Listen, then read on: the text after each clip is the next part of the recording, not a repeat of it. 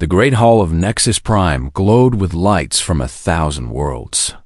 Princess Seraphine stood at the center of it all, her pale skin almost luminescent under the chandeliers. She wore a dress the color of deep space, and her red eyes watched the crowd without much interest. She had seen this before. Many times before. Every 100 years, the Galactic Council held the Union Summit. The most powerful species came together to form alliances through marriage. And this time, Seraphine's they all wanted Dot. It wasn't because she was beautiful, though she was. It wasn't because she was charming, though she could be when she tried. They wanted her because her bloodline controlled the wormhole technology. Without the Sangravian Empire's gates, travel between the distant parts of the galaxy would take lifetimes. With them, it took hours. 7 princes had come to compete for her hand. Each one represented a civilization that spanned dozens of star systems. Each one believed they deserved her. Prince Kyloth arrived first. He was from the Crystalline Collective, and his body looked like a living diamond. Light passed through him in rainbow patterns. He was logical, perfect, and immortal. When he spoke, his voice sounded like music. "Princess Seraphine," he said with a bow, "I offer you eternity without error. Together, we will never age, never fail, never know imperfection." Seraphine smiled politely. "How wonderful," she said in a tone that suggested it was anything but. Next came Prince Vax of the Reptilian Dominion. He stood 8 feet tall, covered in crimson scales that looked like armor. His species had conquered their enemies for 10,000 years. "Princess," he growled, "choose me and my fleet becomes yours. 300 battle cruisers, 50 dreadnoughts. We will rule the galaxy together." "How thoughtful," Seraphine replied, already bored. Prince Zephion appeared as pure light, an energy being from a dimension humans couldn't fully understand. "I offer transcendence," his voice echoed from everywhere and nowhere. "Leave your flesh behind.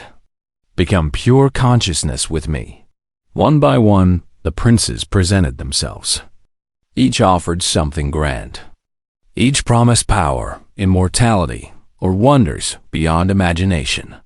Seraphine accepted their greetings with practiced grace. She had lived for 3 centuries.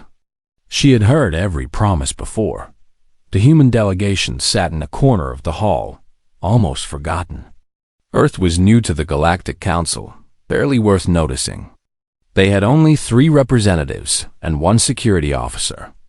That officer was Captain Marcus Chun. Marcus wore a simple dress uniform, dark blue with silver buttons. Compared to the alien princes in their glowing armor and reality-warping crowns, he looked plain, ordinary. He was there to make sure the Earth diplomats stayed safe and didn't cause any incidents. Nothing more. The ceremony began with traditional dances. Species from across the galaxy performed, showing off their culture and grace. The Crystalline Collective created sculptures of light. The energy beings sang songs that made reality ripple. Each prince tried to impress Princess Seraphine. She watched it all with the same distant expression, her fingers drumming against her throne. She had seen better performances. She had seen worse. After 300 years, it all blended together. Then something went wrong. A massive crystal chandelier, hanging from the ceiling above the dance floor, began to crack. The sound was subtle at first, just a small snap that most people missed. But the fracture spread quickly. Servants below continued arranging tables for the feast, unaware of the danger above them. Marcus saw it. His eyes tracked the spreading cracks, calculated the trajectory, predicted the fall. He didn't think. He just moved. He sprinted across the polished floor, his boots sliding on the smooth surface. The alien guests turned to stare at the running human, confused by his sudden action. Marcus reached the servants just as chandelier broke free. He grabbed 2 of them and threw them aside, then dove away himself. The chandelier crashed where they had been standing, exploding into a million glittering pieces. The hall went silent. Seraphine stood from her throne. For the first time that evening, her expression showed real emotion. Surprise. Her own guards hadn't moved. They were too stunned by the sudden accident. But this human had reacted before anyone else even understood what was happening. That human moved before my own guards reacted, she said quietly to herself. The servants scrambled to their feet, shaken but unhurt. Marcus checked them quickly, making sure they were okay, then stepped back. He gave a short bow to the assembled royalty and returned to his position with the Earth delegation. He looked embarrassed by all the attention. Prince Kyloth tilted his crystalline head. Impressive reflexes, he admitted. For a flesh being. Prince Vax snorted. Any warrior would have done the same. But Seraphine kept watching Marcus. Something about the way he moved interested her. There was no hesitation in his actions. No calculation. He had simply seen people in danger and moved to help them. Not because they were important. Not because it would earn him favor. Just because it was the right thing to do. The ceremony continued, but Seraphine found her attention drifting to the human in the corner. She had been courted by princes who controlled star fleets and empires that spanned centuries. She had received marriage proposals from beings who could manipulate time itself. But none of them had moved to save a servant's life. Without thinking about it first, when the formal presentations finally ended, the guests dispersed to enjoy the royal gardens before the feast. Seraphine walked among the exotic plants from 100 worlds, greeting dignitaries and accepting compliments. The princes followed her, each trying to catch a private moment. She was tired of it already, and the summit had barely begun. 7 more days of this. 7 more days of princes promising her everything while treating everyone else like furniture. 7 more days of pretending she cared which empire she would be sold to. In the distance, she spotted the human captain walking alone. He seemed to be studying the earth flowers in the garden, a small section dedicated to each member species. He looked peaceful, quiet, undemanding. On impulse, Seraphine began walking in his direction. Behind her, Prince Kyloth called out, asking for a word. She pretended not to hear him. For the first time in a very long time, Princess Seraphine of the Sangravian Empire wanted to talk to someone who didn't want anything from her. And that someone was human. The next day brought more ceremonies. Each prince had their turn to demonstrate why their species was superior and why Seraphine should choose them. Prince Kyloth went first. He stood in the demonstration arena while holograms showed the wonders of the crystalline collective. Their cities looked like forests made of diamond and light. Their technology was perfect, never breaking down, never failing. "We are eternal," Kyloth said, his voice ringing like bells. "We do not age. We do not sicken. We do not die. Choose me, Princess Seraphine, and you will never face loss. I will never disappoint you. I will never change. I will be perfect forever." Seraphine sat on her throne and nodded. She had heard this speech before from others like him. Perfection sounded boring when you had lived for 300 years. Prince Vax was next. He brought warriors in full armor who performed battle dances. Their movements were precise and deadly. Holograms showed fleets of warships stretching across the void of space. "My empire's fleet will be yours to command," Vax declared. "We have never lost a war. We have never backed down from a challenge. With the reptilian dominion at your side, no one will dare threaten you." More nods. More polite smiles. Seraphine wondered if she could fake being sick to leave early. Prince Zephion's turn was different. The energy being filled the arena with colors that didn't have names. Music that human ears couldn't hear made the air vibrate.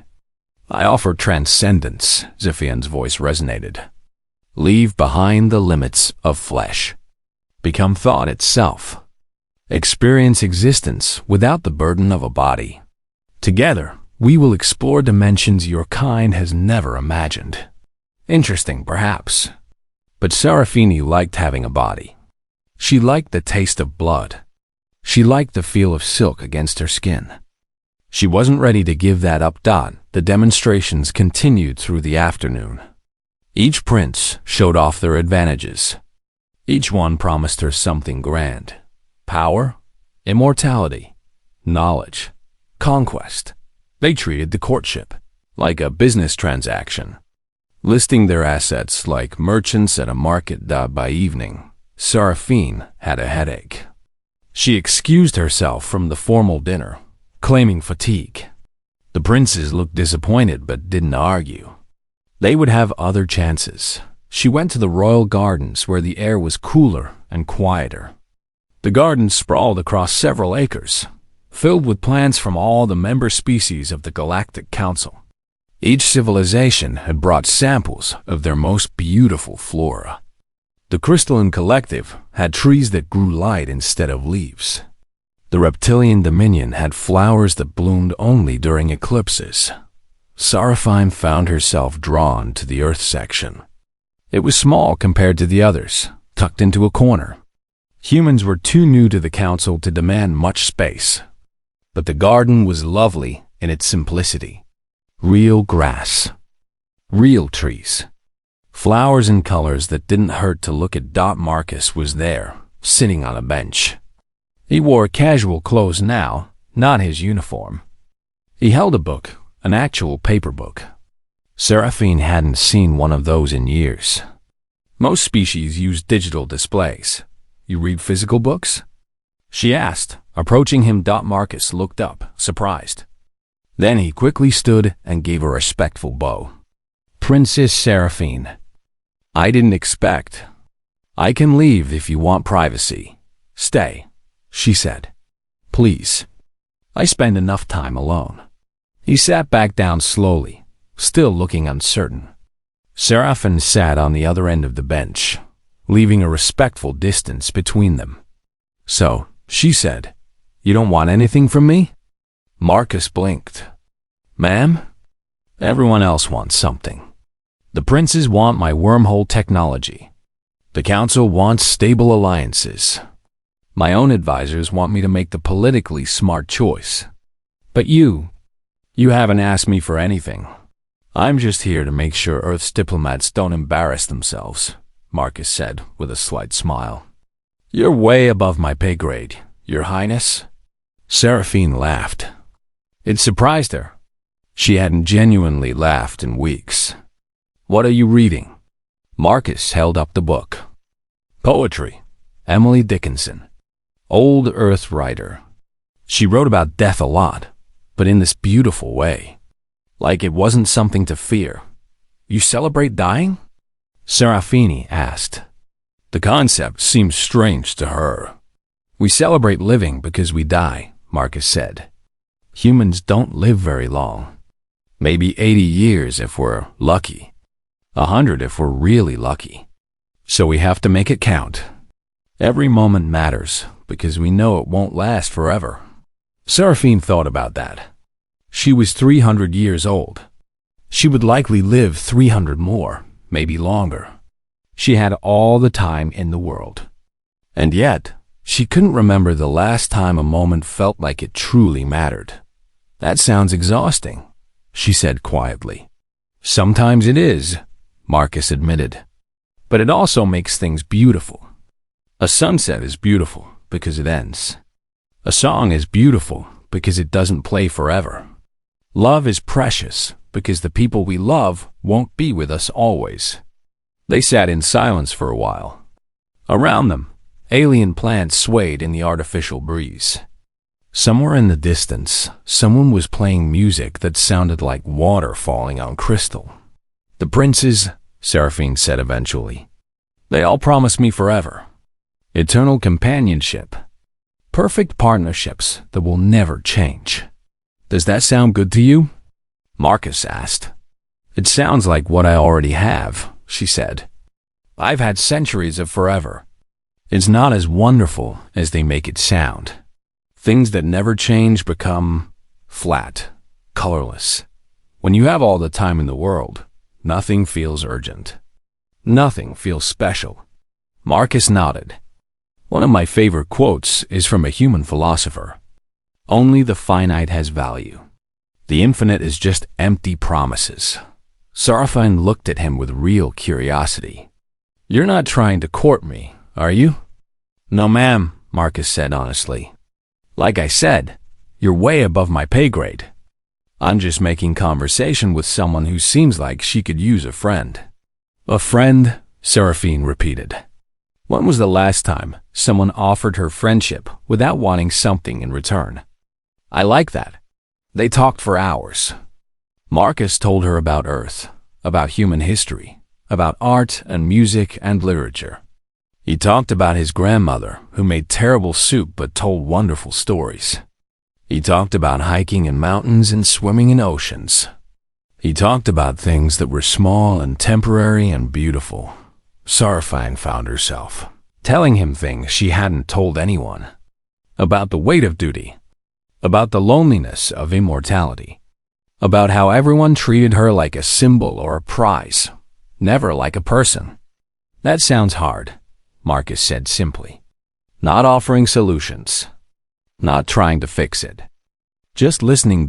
When Seraphine finally returned to her chambers late that night, her advisors were waiting. They had reports about the princes, about which alliance would be strongest, about political advantages and disadvantages. She listened with half an ear, her mind still in the garden. The next morning brought more formal events. The princes competed in games of skill and strategy. They gave speeches about their grand visions for the future. They showered Seraphine with gifts, jewels that contained captured stars, weapons that could crack planets, crowns woven from solidified time itself. Seraphine accepted everything politely. And that evening, she went back to the garden. Marcus was there again, reading a different book. He looked up when she approached and smiled. Not the practiced smile of a courtier, just a genuine smile of someone happy to see a friend. They talked again. And the next evening. And the next. While the princes plotted and planned and competed, Seraphine spent her free time with the human who didn't want anything from her except conversation. The human who treated her like a person. The human who understood that forever wasn't always a gift. By the fourth day of the summit, whispers filled the halls of Nexus Prime. Princess Seraphine was spending her evenings with the human. Not with any of the princes. Not reviewing alliance proposals. With the security officer from Earth, Prince Vax was furious. He had conquered star systems. He had defeated enemies that made other species tremble. And now some primitive human was taking attention that should be his. The insult burned worse than any battle wound. He called a private meeting in his quarters. 3 figures stood before him, shrouded in cloaking fields that made them hard to look at directly. They were Keth assassins, the best killers money could buy. They could phase through walls, see in spectrums beyond normal vision, and their weapons never missed. The human, Vax said, his scales darkening with anger. Remove him. Make it look like an accident. The lead assassin's voice came from behind its cloak. It will be done. When? Tonight. During the formal banquet. With all the confusion and crowds, no one will notice until it's too late. The assassins faded from view, accepting the contract. Vax smiled, showing rows of sharp teeth. Without the human distraction, Seraphine would focus on the real suitors. On princes worthy of her attention. The banquet hall that evening was spectacular. Tables stretched the length of the hall, laden with delicacies from 100 worlds. The crystalline collective had brought dishes made of condensed light. The energy beings contributed flavors that existed only as concepts. Earth's contribution was simpler: wine, cheese, and bread. The people seemed to enjoy the honesty of it. Marcus stood near the Earth delegation's table, keeping watch. It was his job to stay alert even during celebrations. The diplomats were mingling, trying to make connections with more powerful species. Marcus stayed back, observant. Seraphine sat at the high table with the princes around her. Prince Kyloth was explaining the mathematical beauty of crystal formations. Prince Zephion was describing realities that existed between dimensions. Prince Vax was unusually quiet, watching the crowd with dark eyes. She looked bored. Her gaze kept drifting to where Marcus stood. She wished she could leave all this ceremony and just talk with him again. Their conversations had become the only part of the summit she actually enjoyed. The Keth assassins moved through the crowd like ghosts. Their cloaking technology made them invisible to most eyes. They carried weapons designed to kill instantly and silently. No one would know the human had been murdered until he was already dead. The first assassin approached Marcus from behind, weapon raised. It was a plasma blade, hot enough to cut through armor. One strike to the neck, and the human would be dead before he hit the ground. But Marcus moved. Something in his peripheral vision caught his attention. Something wrong. A shimmer in the air that didn't match the surroundings. He turned, and his hand shot up, catching the assassin's wrist just as the blade descended. The crowd gasped. The cloaking field flickered and failed, revealing the Keth assassin. Two more appeared, abandoning stealth for speed. Marcus's training took over. Years of military service, of combat in environments ranging from urban warfare to zero gravity. His mind processed threats faster than conscious thought. 3 attackers. Unknown weapons. Crowded room. Protect civilians. The first assassin tried to pull free, but Marcus held on. He twisted the alien's arm, using leverage instead of strength. The Keth were stronger than humans, but they weren't used to opponents who fought dirty. Marcus kicked the assassin's knee in a direction it wasn't meant to bend. The alien collapsed with a scream. The second assassin fired an energy weapon. Marcus was already moving. He grabbed a serving tray and used it as a shield. The energy bolt hit the tray, which was made of reflective metal from some alien world. The bolt bounced back, striking a chandelier. Crystal rained down. Marcus's mind worked like a computer. He cataloged everything around him. The table to his left was made of a material that looked combustible. The drinks on the nearby table contained alcohol. The ventilation system above pumped oxygen-rich air into the room. The third assassin lunged with twin blades. Marcus dodged, grabbed a bottle of earth whiskey, and smashed it against the alien's face. The assassin stumbled back, blinded. Marcus grabbed a candle from a nearby table and threw it at the alcohol-soaked alien. Fire erupted. The assassin screamed and rolled on the ground, trying to extinguish the flames. Security alarms began blaring. The second assassin came at Marcus again, this time with a physical weapon. Marcus couldn't match the alien's strength, so he didn't try. He grabbed a chair and threw it at the alien's legs. The Keth tripped. Marcus kicked the energy weapon away, then brought his boot down on the alien's hand. Breaking bones. The entire fight lasted maybe 30 seconds. 3 professional assassins defeated by 1 human using improvised weapons and environment. The alien guests stared in shock. They had expected the human to die. Instead, he stood among his fallen attackers, breathing hard but unharmed. Seraphine was on her feet, her eyes wide. She had watched the whole thing. Marcus moved like water, like he could predict what his opponents would do before they did it. He used everything around him as a weapon. He fought like his life depended on it because it did. There was no pride in his fighting. No honor, no rules. Just survival. It was the most honest thing she had seen in centuries. "Guards!" Someone shouted. Security forces rushed into the banquet hall, surrounding the assassins. The lead assassin burns covering his body, was questioned immediately. It didn't take long for him to confess who had hired them. All eyes turned to Prince Vax. The reptilian prince stood slowly, his face unreadable. "This is a misunderstanding," he began. "You hired assassins to kill a diplomatic guest," one of the council members said, horrified. "During a sacred summit. This is a violation of every law we hold." "He's just a human," Vax snarled, his composure breaking. "He doesn't belong here. He's beneath us all." "He's under the protection of the Galactic Council," another member said. "You are expelled from the summit, Prince Vax. Your father will hear of this disgrace." Vax's guards escorted him from the hall. He looked back at Seraphine once, his eyes full of rage. She met his gaze without flinching. When the commotion died down, Seraphine pushed through the crowd to Marcus. He was being checked by medical staff, but he waved them off. "I'm fine," he said. "Just a few bruises." "You're hurt," Seraphine said, seeing blood on his arm. "It's nothing. It's not nothing." She took his arm gently. "Come with me." She led him to a private chamber. The remaining princes watched them go, confused and concerned. Seraphine didn't care. She sat Marcus down and examined his wounds.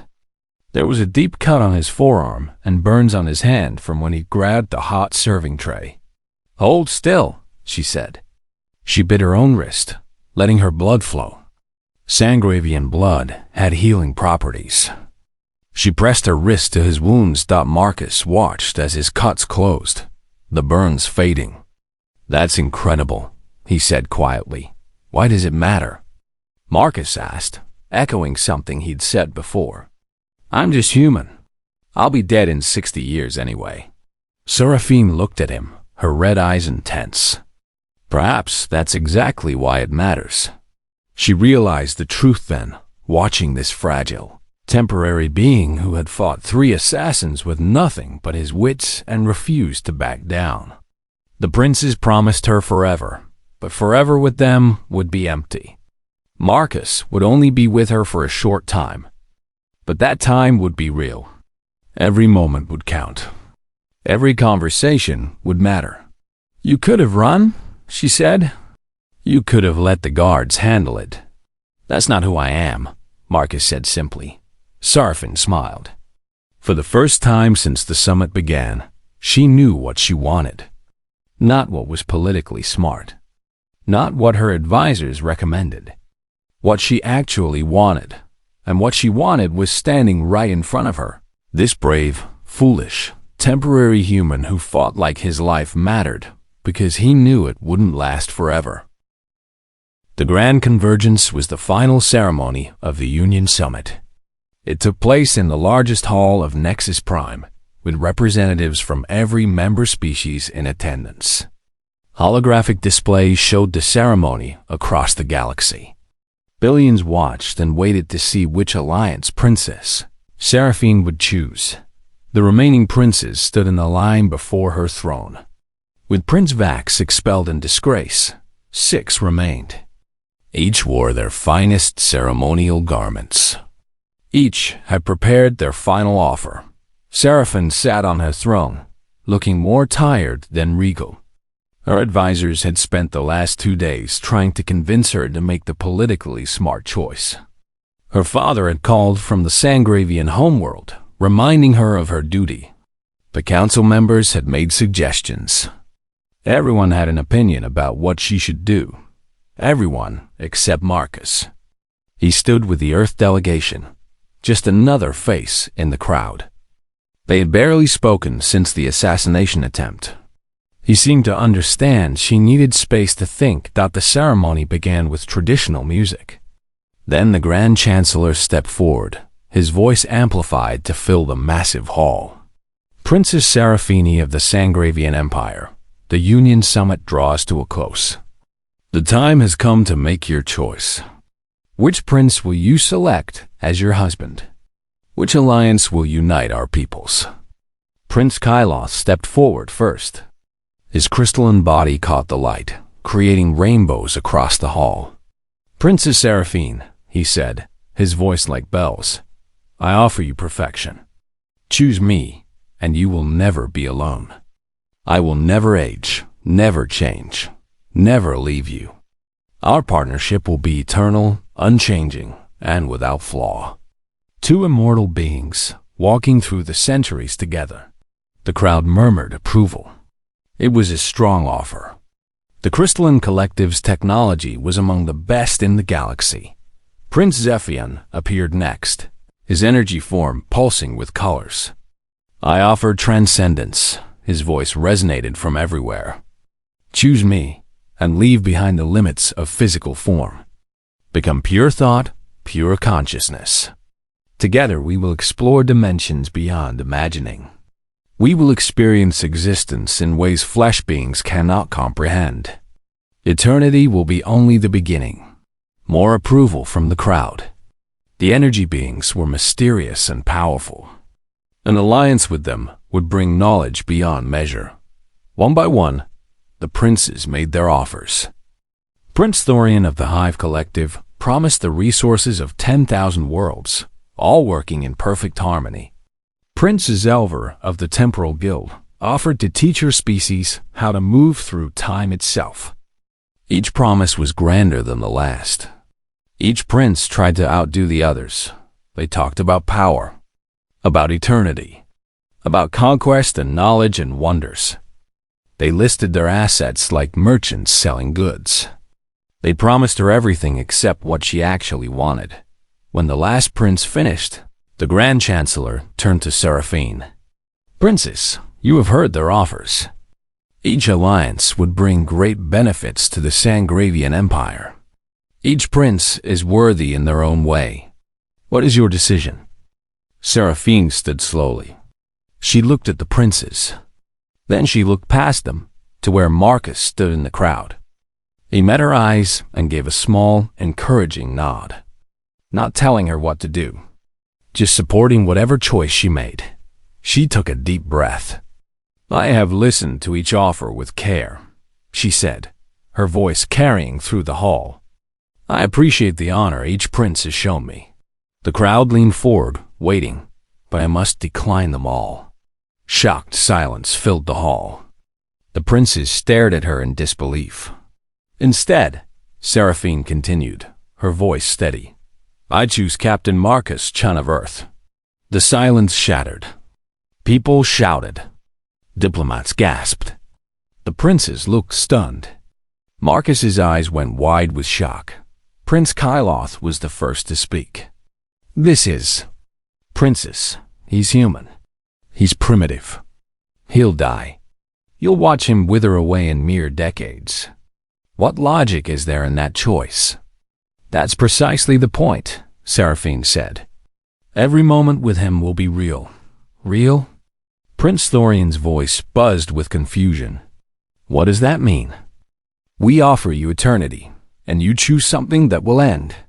Yes, Seraphine said simply, because things that end have value.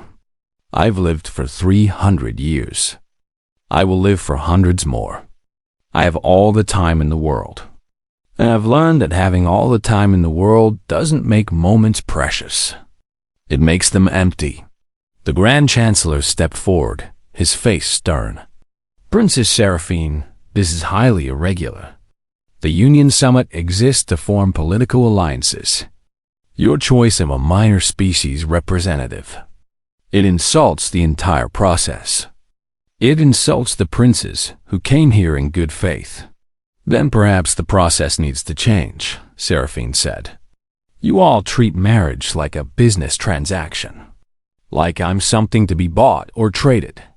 None of these princes see me as a person. They see me as a prize.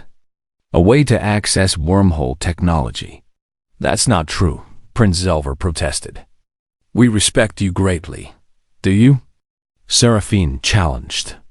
Then tell me, Prince Zelver, what's my favorite color? What makes me laugh? What do I dream about? Any of you, answer me. What do I actually want from life? The princes looked at each other. None of them answered. Marcus knows, Seraphine said quietly. Because he asked. because he talked to me like I was a person, not a political symbol.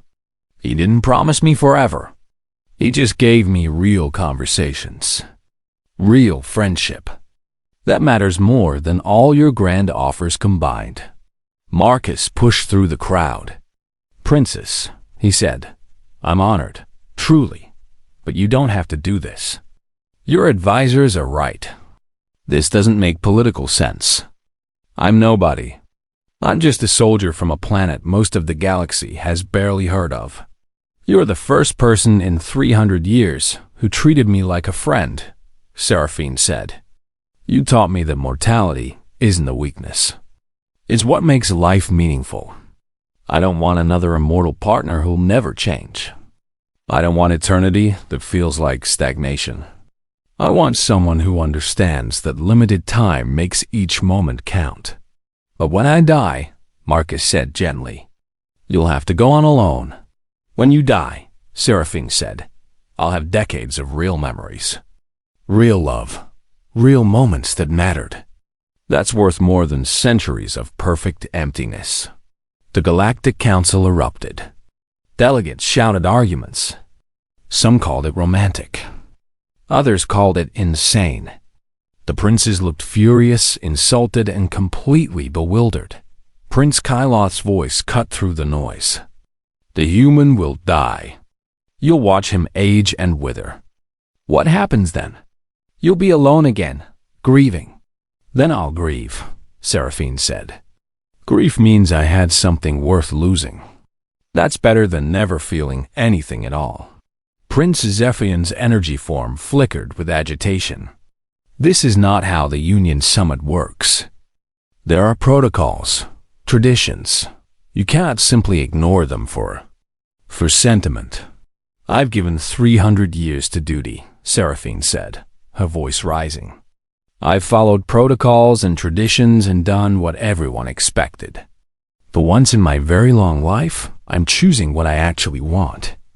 I'm choosing one lifetime of real happiness over centuries of political convenience." The Grand Chancellor raised his hands for silence. "This is unprecedented. The Council must discuss this. Several empires are threatening to withdraw from alliances entirely. They see this as a direct insult." "Then let them withdraw," Seraphine said. "If their pride is more important than peace, they were poor allies anyway." Marcus took her hand. "Are you sure about this?" he asked quietly. "More sure than I've been about anything in a century," Seraphine said. "Are you?" Marcus smiled. "You're brilliant, powerful, and you could have anyone in the galaxy. And you're choosing me." "Yeah, I'm sure." The hall descended into chaos. Diplomats argued. Princes stormed out. Council members called for emergency sessions. The carefully planned Union Summit was collapsing into political disaster. But in the center of it all, Seraphine and Marcus stood together, holding hands. While the galaxy argued about whether love was more important than politics, for the first time in 300 years, Princess Seraphine didn't care what the galaxy thought. The emergency council session lasted 3 days. Representatives from a dozen major civilizations threatened to withdraw from alliances. Some called for sanctions against the Sangravian Empire. Others demanded that Seraphine be removed from power for her irrational choice. The carefully maintained peace of the galaxy seemed ready to shatter over a princess choosing love instead of politics. Seraphine sat through the meetings with Marcus at her side. Her advisors looked grim. Her father sent increasingly angry messages from the homeworld. But she refused to back down. "You're destroying centuries of diplomatic work," one council member accused during a heated session. "I'm choosing my own life," Seraphine replied calmly. "If your diplomatic work depends on selling people in arranged marriages, then maybe it deserves to be destroyed." Prince Kyloth stood before the assembly. "The Crystalline Collective finds this situation unacceptable. We came here in good faith. We offered everything we have. To be rejected for a human. It is an insult we cannot ignore. Other princes nodded in agreement. Even those who hadn't competed for Seraphine's hand felt insulted on behalf of their fellow. Royalty. Marcus had stayed quiet through most of the sessions, understanding that this was beyond his authority. But watching the galaxy threaten to tear itself apart, he finally stood up. "May I speak?" he asked. The Grand Chancellor looked annoyed. "This is a council matter. You're not a representative." "No," Marcus said, "but I'm apparently the center of this crisis. So maybe I should have a say?" Seraphine gestured for him to continue.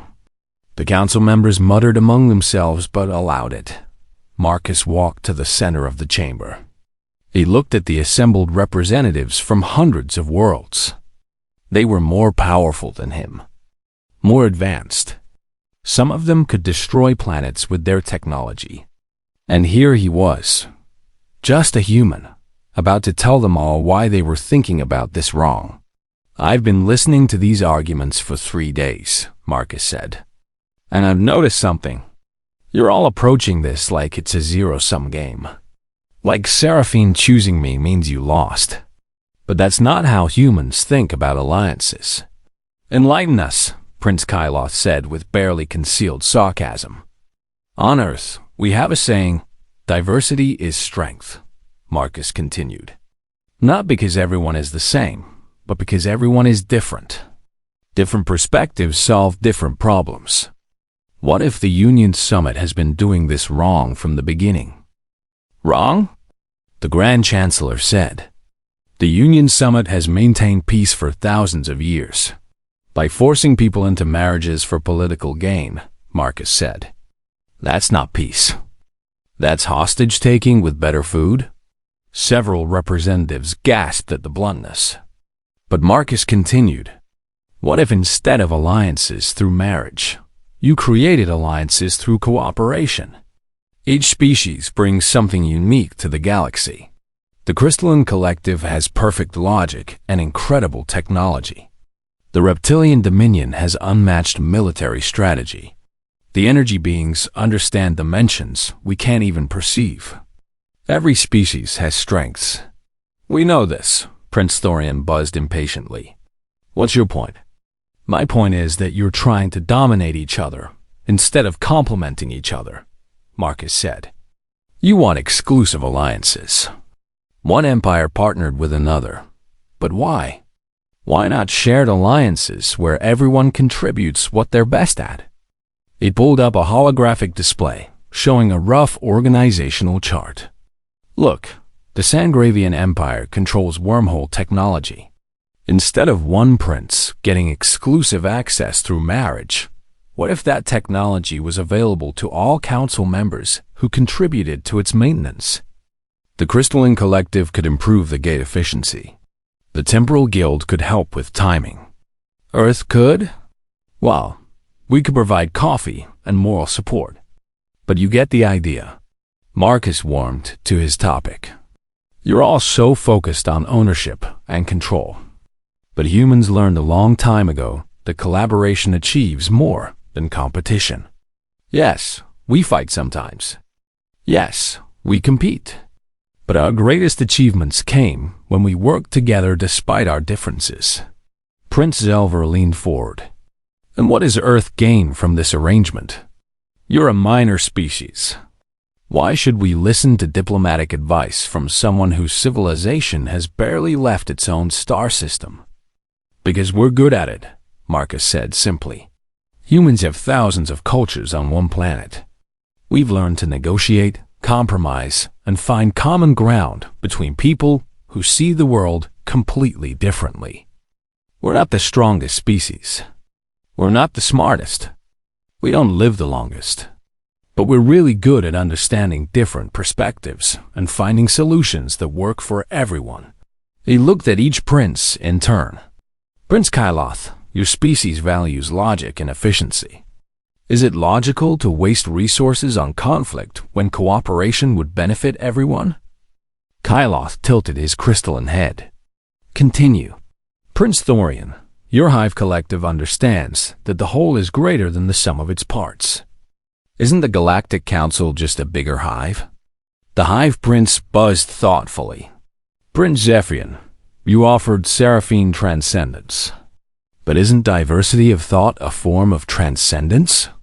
Different perspectives creating a more complete understanding of reality? Zephyrion's energy form pulsed with colors that might have been approval. Marcus turned to the full council. The Union Summit was created to prevent wars, right? To keep the galaxy stable? But it's based on the idea that peace comes from binding powerful families together through marriage. That worked for a while. But times change. Species evolve. Maybe it's time for a new approach. What approach? The Grand Chancellor asked, sounding curious despite himself. A council of cooperation, Marcus said, building on the idea as he spoke. Instead of exclusive alliances, create shared projects. Pool resources. The Sangravian wormhole gates could be maintained by a coalition. In return, the Sangravian Empire gets access to crystalline technology, hive resources, and temporal knowledge. Everyone contributes. Everyone benefits. And disputes? Someone asked. Conflicts of interest? That's where humans come in, Marcus said with a slight smile. We're good at mediation. We're good at finding compromise. We're a neutral party because we're not powerful enough to threaten anyone. Let Earth help facilitate these new cooperative agreements. We'll work to make sure everyone's voice is heard and everyone's interests are represented. The council chamber fell silent. Representatives looked at each other, considering the idea. Prince Kyla spoke first. It's not illogical. Shared resources could increase efficiency across all member species. And if humanity specializes in mediation, it gives them a role despite their technological limitations. The Hive Collective finds merit in this proposal, Prince Thorian added. Greater cooperation benefits the whole. One by one, other representatives voiced cautious approval. The idea was radical, but it addressed their concerns without anyone having to back down or lose face. The Grand Chancellor stood. This would require restructuring treaties that have been in place for millennia. It would take years to implement fully. Then, we start small, Marcus suggested. Pilot programs. Test cases. Prove it works before committing completely. That's how humans do it. Small steps. Adjust as needed. Over the next week, negotiations replaced arguments. Marcus found himself in meeting after meeting, helping different species find common ground. Seraphine worked alongside him, using her knowledge of galactic politics while Marcus provided fresh perspectives. The princes, surprisingly, became some of the strongest supporters. They had wanted alliances with the Sangravian Empire. This new system would give them that, just in a different form. And none of them had to suffer the humiliation of losing to a human in a competition for marriage. 3 months later, the first cooperative agreement was signed. The Wormhole Coalition would maintain and improve the Sangravian gates, with 5 species contributing technology and expertise. In return, all coalition members received unlimited access. More agreements followed. Defense pacts became mutual defense networks. Trade agreements expanded into shared research initiatives. The galaxy began to look less like competing empires and more like a true community. Earth's role grew.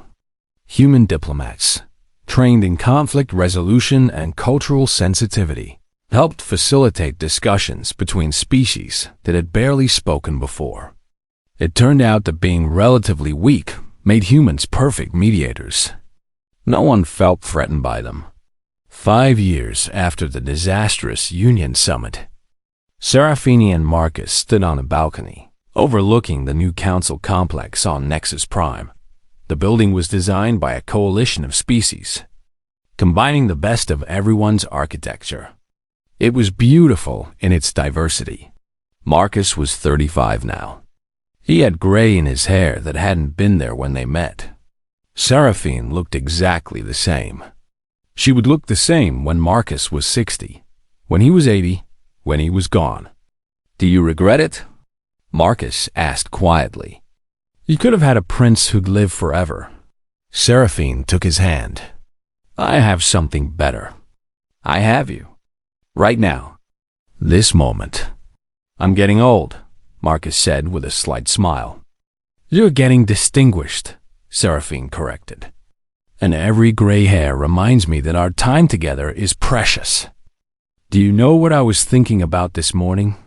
What? How to make your favorite breakfast. How to surprise you. What to do for your birthday next month. I spent 300 years not thinking about things like that because I had all the time in the world. Now I think about them every day because our time is limited. Marcus pulled her close. When I'm gone, when you're gone, Seraphine interrupted gently, I'll have decades of memories. Real ones, moments that mattered. And I'll have the rest of eternity to remember them. You taught me that eternity means nothing without something worth remembering. Below them, representatives from dozens of species moved through the complex. Humans worked alongside crystalline beings and energy forms. Former rivals collaborated on projects. The galaxy was changing, slowly becoming something new. You changed everything, Seraphine said. Not by being immortal or all-powerful, by being yourself. By showing everyone that there's more than one way to solve problems.